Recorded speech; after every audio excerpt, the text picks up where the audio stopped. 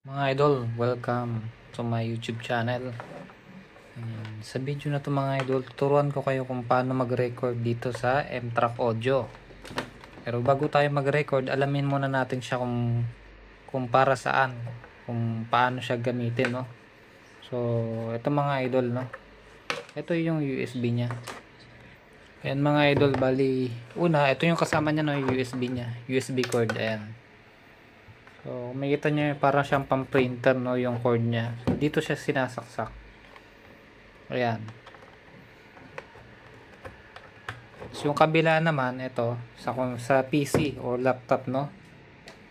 Pwede siya sa Mac or Windows, no. Ayan, dito natin siya isasaksak sa likod. Sa USB lang, no. Ayan, mga idol. Ayan, kung makikita nyo, umilaw siya, no, kanina, no, pagsaksak. Tapos, ito, tanggalin muna natin ito, mga idol. So, ganito siya, mga idol, no. Ito yung volume. Yan yung volume, guys, ito. Para to dito sa 1, no? Ayan. Yung signal input, no? Dito siya. Kung gusto niyo lakasan yung volume nito, no? Tapos ito din yung sa pangalawa, ito naman ay para dito sa line 2, no? Ayan. Kung makikita niyo mga idol, no? May ganitong switch, no? So ito yung ano, yung high Z or instrument, no, itatoggle switch nyo lang yan pag gitara yung gagamitin nyo or electric guitar or acoustic guitar or di kaya mga kahit anong instrument, no. So kung naka mic kayo, kung may condenser lalagay nyo dito, i-line nyo lang yan, no. So ganun lang. Tapos pag may condenser pala, kailangan naka-on tong phantom power yan, naka phantom power yan pag ganyan kulay, no.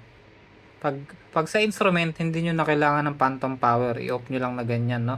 Pag magre-record lang kayo ng gitara. So, dito naman, ito yung monitor. So, pwede to ikabit sa speaker, no? Naka 6.35 mm yung ganito na input.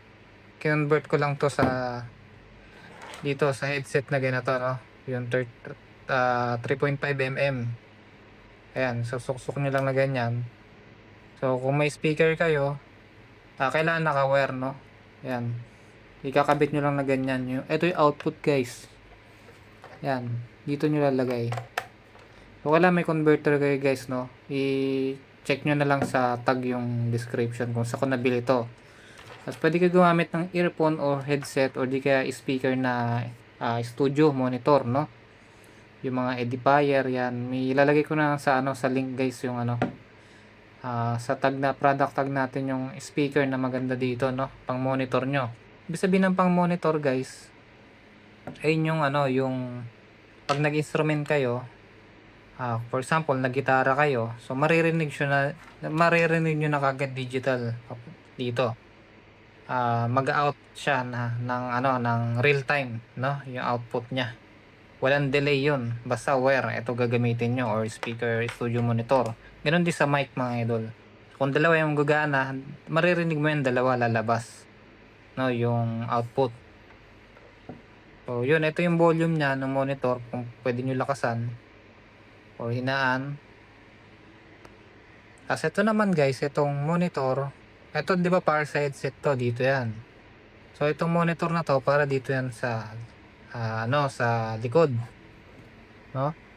Ito yung main out, no. Kung meron kayong speaker na 6.35 mm, yung mga TS, so dito niyan ikakabit, no, left and right, no. Kailangan dalawang speaker yun, left and right.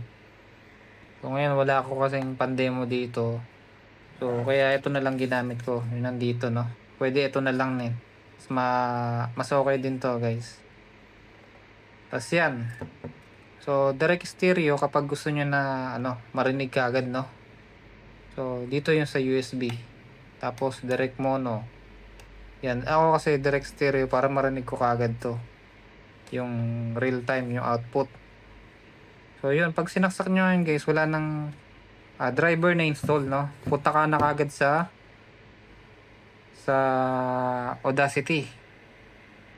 Ito, sample natin. Yan, dito tayo ngayon, guys, sa PC, no. Ito, ito lang kailangan nyo, Audacity. Yan. So, pag meron na kayo dyan, download nyo lang yan guys. Ano lang yan, tawag dito. Dali lang siya i-download. So, punta lang kayo sa Google. Tapos search nyo Audacity. Ayan, pre-download lang naman siya guys, no? Ayan. Tapos, download Audacity. Pag na-download nyo na guys, ayan, pwede na yan pagganahin natin at pwede na tayo mag-record, no?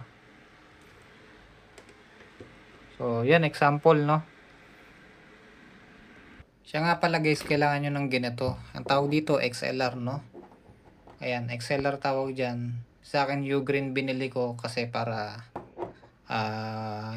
wala ganong noise, no? Kailangan branded yung bilhin nyo.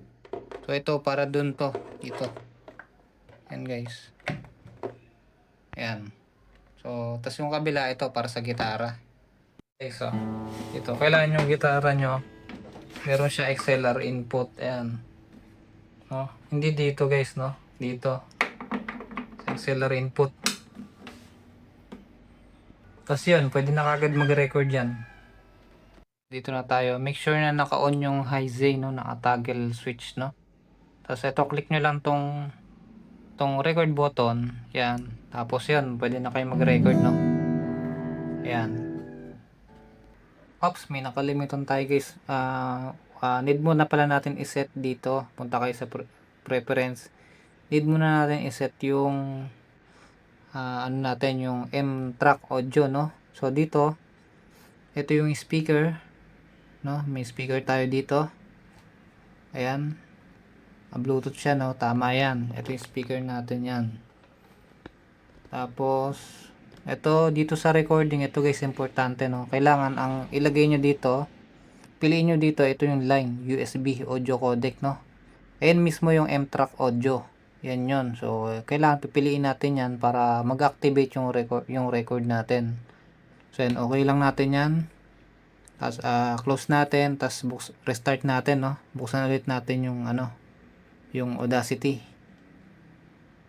Yan, guys, yan. Pwede na tayo mag-record yan, no? Try natin.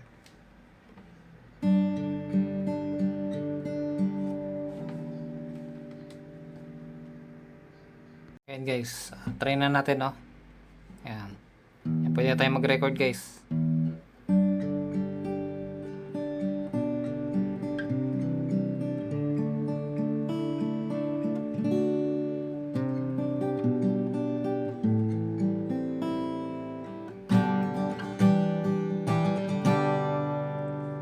Ayan guys, try natin, no? Painggan, no?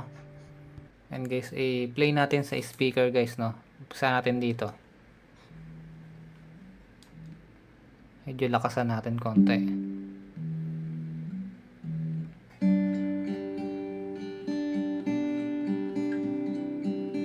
Ayun.